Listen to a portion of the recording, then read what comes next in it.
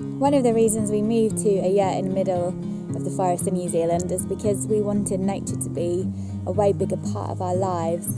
We wanted our children to grow up with this sense of relationship with the earth, this idea that they can love the earth, but also that the earth will love them back.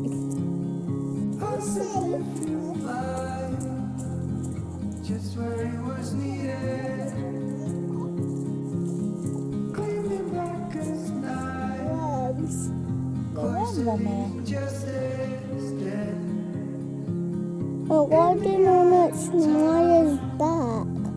Nobody is losing. Stuck on there. Yeah.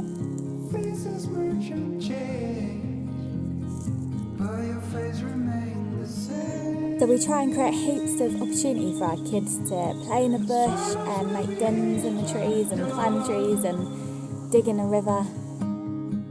When we're finally sober, they'll be gone.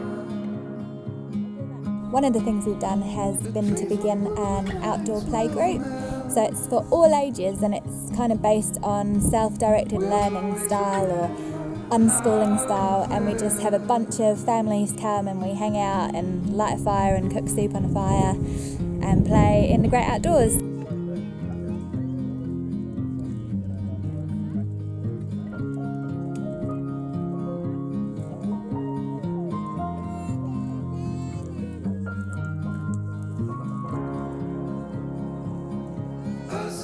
It's called kindling, with the idea that small things can spark great things into being.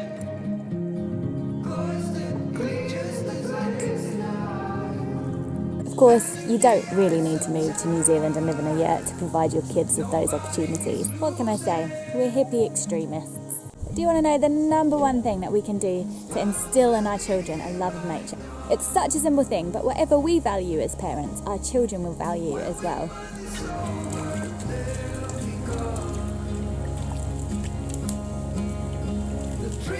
Take up the invitation to fall in love with nature yourself and watch your whole family follow suit.